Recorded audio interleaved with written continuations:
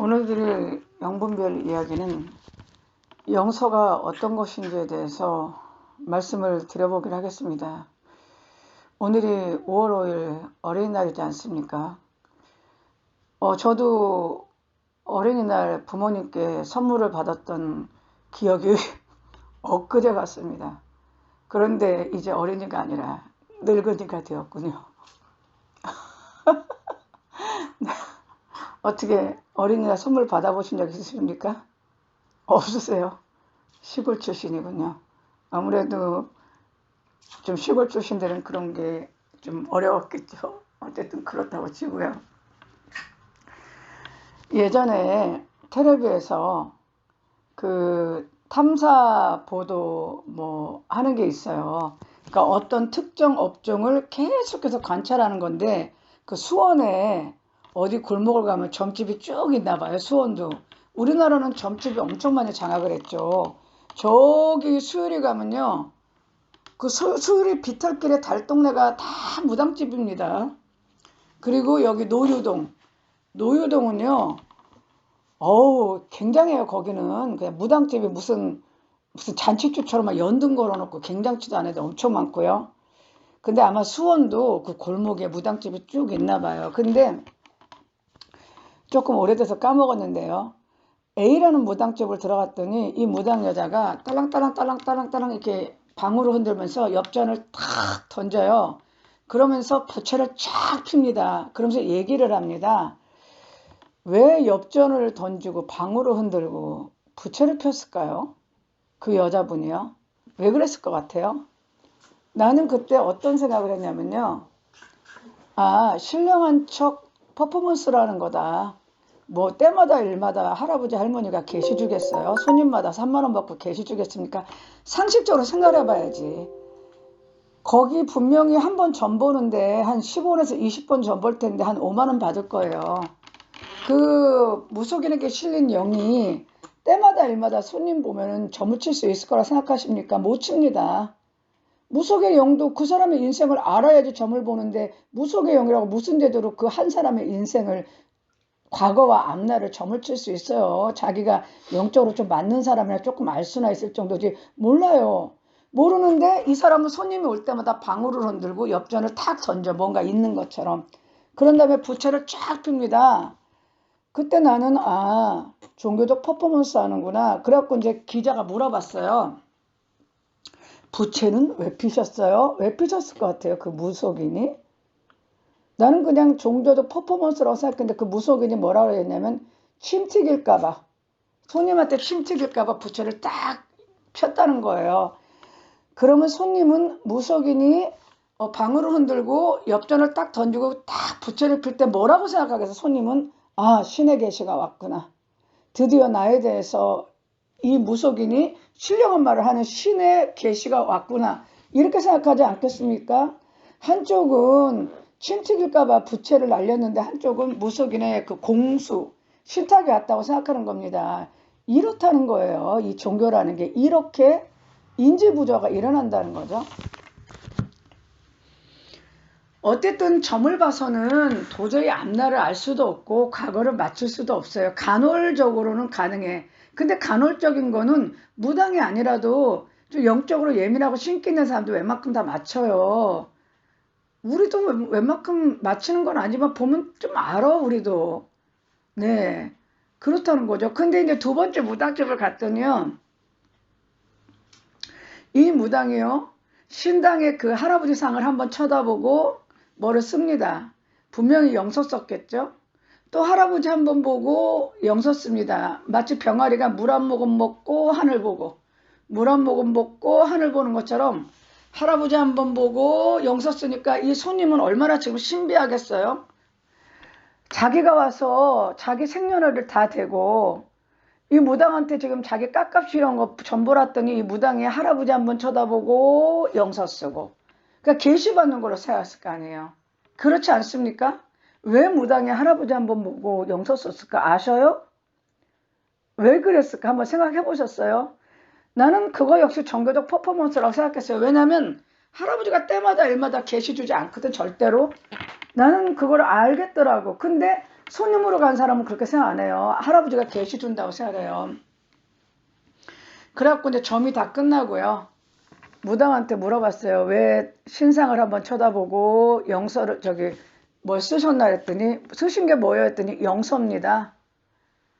그러니까 그런데 왜 할아버지 한번 쳐다보고 영서 썼어요 그랬더니 그냥 한 거예요. 그냥 한번 쳐다보고 할 거 없어서 뭘 쓴 거라고 그러는 거야. 그러면 이 사람은 별로 할 일이 없으니까 할아버지 한번 쳐다보고 영서를 썼는데 손님은 그럴 거 아니야. 할아버지를 쳐다보니까 할아버지가 계시를 줘갖고 영서로서 계시 받았었고 통역했고 자기한테 얘기해 줬을 거라고 생각할 거 아니에요. 그죠? 100% 그죠? 그렇다는 겁니다. 그 영서가 뭐야?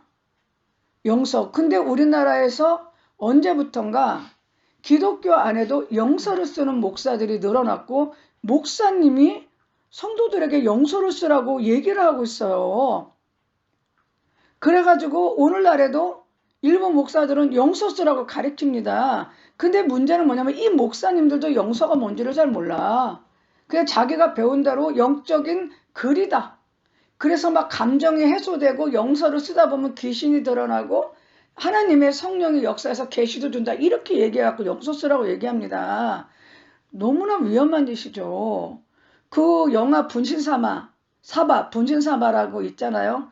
애들끼리 볼펜 돌리고 막 볼펜 분신사바 했더니 귀신이 와갖고 접신해갖고 귀신 들린 거 그 영화 있지 않습니까? 그때 귀신이 붙잡고 글 쓰면 영서야. 네? 요즘에 서자 돌림 많죠? 민서, 윤서, 현서, 영서. 여기서의 영서는 영이 쓰는 글씨가 영서입니다. 영이 글씨를 쓴다는 거는요. 좋은 게 뭐가 있어요? 그러면요. 사람이요. 노래를 하는 게 뭡니까? 노래를 하는 건요. 가사가 있는 그러니까 멜로디가 있는 가사가 노래입니다.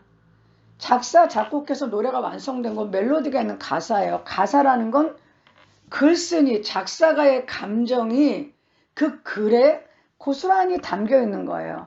쉽게 말하면 그 가사 안에 글쓴이의 감정과 영적인 에너지가 들어가 있는 거예요. 생각의 힘, 영적 에너지가. 그래서 그게 멜로디로 만들어지면요. 우리가 흔히 그러잖아요. 노래를 부른 사람은 노래대로 되더라. 그게 왜 그러냐면 그 가사의 영적 에너지를 자꾸 자기가 발산하는 거예요. 가수가. 그러다 보니까 그 에너지에 가수가 그 에너지로 인해서 자기가 그 에너지에 동화되는 비슷한 일을 겪게 되는 거예요. 그래서 그 송대관 씨가 쨍하고 해뜰날 하니까 그 인생이 쨍하고 해뜰날 뜬 거는 그런 가사의 노래를 자꾸 자기가 불렀기 때문에 가사에 깃든 영적 에너지가 그 사람을 그렇게 인도하는 겁니다. 반면 노래가 울적하고 슬프고 좀 이렇게 우울한 감을 주는 노래들은요. 그 가수가 그렇게 가사대로 삶을 사는 경우가 있는 것은 가사에 깃든 작사가의 감정, 작사가의 마음과 영적 힘이 거기에 깃들었기 때문에 그렇게 삶이 사라지는 거예요. 그렇다면 뭡니까? 표출된 글에는 글을 쓴 이의 감정과 영적 에너지가 깃들어 있다는 거예요. 그렇지 않습니까? 그래서요, 우리가 부적이 뭐예요? 부적이 스님이나 법사, 테마사들, 소위 영역이 있다는 사람들이 어떤 알아듣지 못하는 글씨를 써갖고 자기의 영역을 글씨에 집어넣어가지고 주력, 귀신을 내쫓고 복을 불러오고 재앙을 막을 어떤 주술적인 힘을 가진 그 문서로서 집에 붙이게 하는 게 부적 아닙니까? 네? 그게 지금 기독교에서 말하는 영서예요. 이해가 되십니까? 네? 이해가 되세요? 그러면요. 글을 쓰는 건 역시 쓰는 이의 감정이나 생각과 영적 힘이 깃들어 있기 때문에 어떤 책이라든지 시를 읽는다는 것도 그 시인이나 작가의 감정이나 영적 힘을 내가 접촉하는 겁니다. 그런데 부적이라는 것은 역시 글을 쓴 사람의 감정이나 영역이 깃들어서 주력, 그 사람의 영적 힘이 깃들어서 재앙을 막고 복을 불러오고 귀신을 막는다는 어떤 주력을 가진 글씨가 부적이에요. 부적. 네? 그리고 기도문이 뭐예요? 한국말로 알아듣기 좋게 자기가 소원하는 바를 적어서 계속 읽는 게 기도문이에요. 그건 역시 부적이 알아듣지 못하게, 영적 힘이 깃들어서 알아듣지는 못하지만 영적 힘이 깃들어서 복을 부르고 재앙을 막고 귀신을 쫓는다는 주력이 가진 어떤 영적 힘이 가진 알아들을 수 없는 글이라면, 한국말로 된 기도문은 뭐야? 자기의 감정과 소원에 깃든 영적 힘이 깃든 글이에요. 그거를 계속 자기가 읽음으로 말미암아 영을 활성화시키고 그 글과 비슷한 영을 활성화시키고 영을 끌어들여 갖고 자기의 소원을 이루는 게 기도문입니다. 기도문 읽어서 기도가 응답됐다. 하나님이 기도문을 읽으면 그게 한마디로 주문을 외우는 건데 하나님이 왜 응답을 해 거기다가. 그런데 어떻게 응답이 됐냐? 자기가 계속 그거를 반복해서 읽음을 통하여 영을 조정하고 영을 활성하고 영을 끌어들이고 영 터치를 시키니까 그거 자기 기도문대로 해줄 영을 끌어들이니까 기도의 응답, 기도를 해줄 영이 와서 자기가 원하는 대로 기도를 해주면 자기는 하나님께 기도문을 썼기 때문에 응답받았다고 생각하지만 아니에요.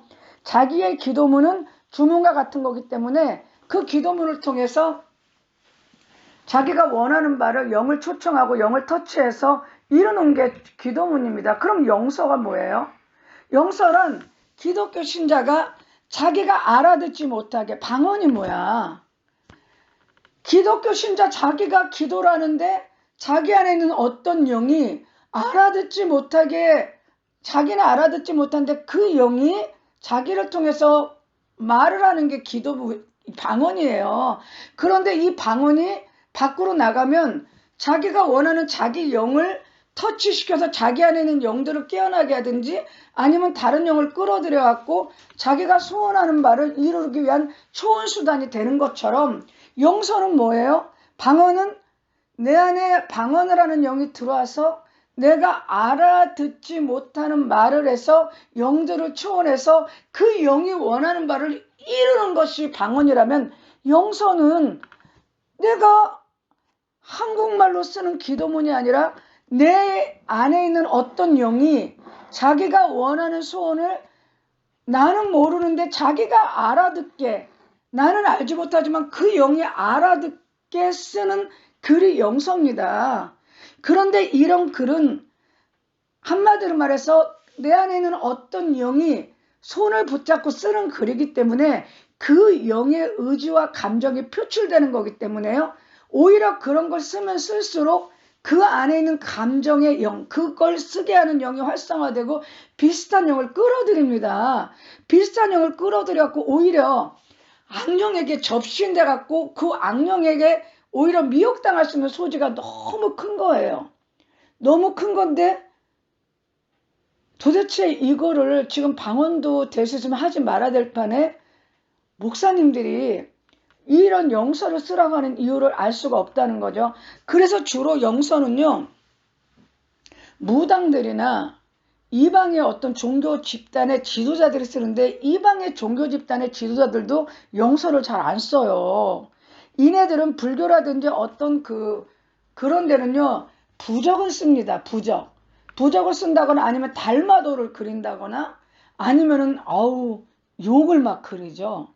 용을 그려갖고 용의 힘이 깃들어 있다고 막 용을 그린다거나 그래갖고 막 벽에다가 막 붙여놓게 하고, 달마도 있잖아요. 달마스님 눈 확 튀어나가지고 배 이만큼 나온 거 달마도 그려갖고 거기다 이렇게 후광 하나 딱 던져갖고 달마의 힘으로 복을 불러오고 재앙을 막는다고 생각하고 그런 그림을 그리기는 하지만 이 스님들도 영서 쓰는 스님들이 별로 없습니다. 무당도요, 이 영서 쓰는 무당들이 그렇게 많지는 않아요. 그런데 언제부턴가 우리나라에 이렇게 영서를 쓰는 목사님들이 늘어났고 도대체 자기도 그게 뭔지를 몰라. 자기도 쓰면서 뭔지를 모르는데 신사도 운동류에서 그걸 배워가지고 목사님들이 그거에 대한 영분별을 못하고 무분별하게 자기도 영서를 쓰고 자기 교회 성도들한테도 영서를 쓰라고 가르쳐요. 그러면 영서를 쓰면 영적 현상이 일어나요. 왜냐하면 같이 여럿이 있는데 A라는 사람이 영서를 쓰면요, 그 사람 안에 있는 어떤 영이 그 영서를 씁니다.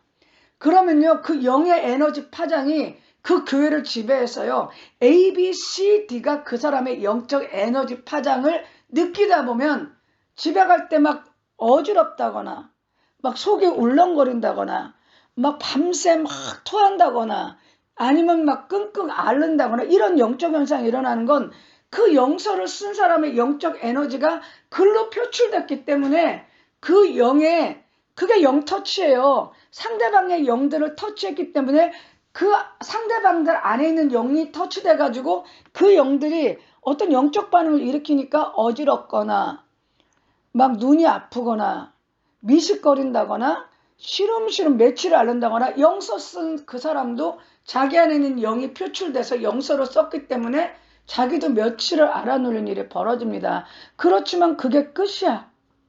그리고 오히려 그 안에 있는 영을 활성화시키고 비슷한 영을 끌어들여서 오히려 더 악한 영에 접신하는 결과를 갖고 오는데도 아무 유익도 없는 영서를 지금 교회에서 쓰라고 하는 거예요. 영서 쓸 생각하지 말고 성경 필사나 하라니까. 이해가 되십니까? 성경을 필사하는 것도 난 그렇게 좋다고는 안 보지만 성경 말씀을 읽든지 아니면 정말 말씀 좋은 목사님들 설교를 듣든지 아니면 정리는 안 되면 나는 성경 필사도 좋은 방법은 아니라고 생각합니다. 그것도 말이 성경 필사도 주술적인 성향을 띠고 있거든요. 그래서 성경 필사도 옳은 방법은 아니라고 생각하지만 굳이 이렇게 알아듣지 못하는 영의 글을 써갖고 이렇게 영서를 써갖고 이거를 신앙생활의 일부로 알고 심지어는 영서를 쓰면서 방언을 해. 영서를 쓰면서 방언을 하는 거는 무당도 안 하는 짓이야. 그런 짓은. 어쩌려고 영서를 쓰면서 방언을 하는지 몰라요. 완전히 귀신 들리려고 작정을 한 거거든, 이게. 그런데 이게 그거를 목사님들이 가르치고 또 은사 좀 왔다는 사람들이 그게 당연한 것처럼 방언을 하면서 영서를 쓰는 사람들이 너무 많고 그걸 성도들한테 가르치고 있어요. 아무 유익도 없는 걸. 그러니까 영서라는 건 알아듣지 못하는, 알아볼 수 없는 영의 글씨다. 거기에는 그 영의 감정과 영역이 깃들어 있다. 그런데 그거는 잘못하면 자기 안에는 그 영을 활성화시키고 타인의 영을 영터치시키고 다른 그 비슷한 영을 초원해서 오히려 악한 영의 미혹에 빠지는 지름길입니다. 그런데 이거를 그렇게 악한 영의 미혹에 빠질 수 있는 주술수단이에요. 주술수단. 그런데 오늘날 오히려 이거를 교회에서 권장하고 있고 버젓이 인터넷에서 또는 유튜브에서 영서를 성도들에게 쓰라고 가르치고 있는 어처구니 없는 세상이 된 겁니다. 그래서 오늘은 영서의 위험성이 어떤 것인지를 알고 정말 우리는 그런 거를 하지 말으라고 얘기를 하는 나팔수 역할을 해야 될 것 같습니다. 네, 여기서 말씀을 마치겠습니다.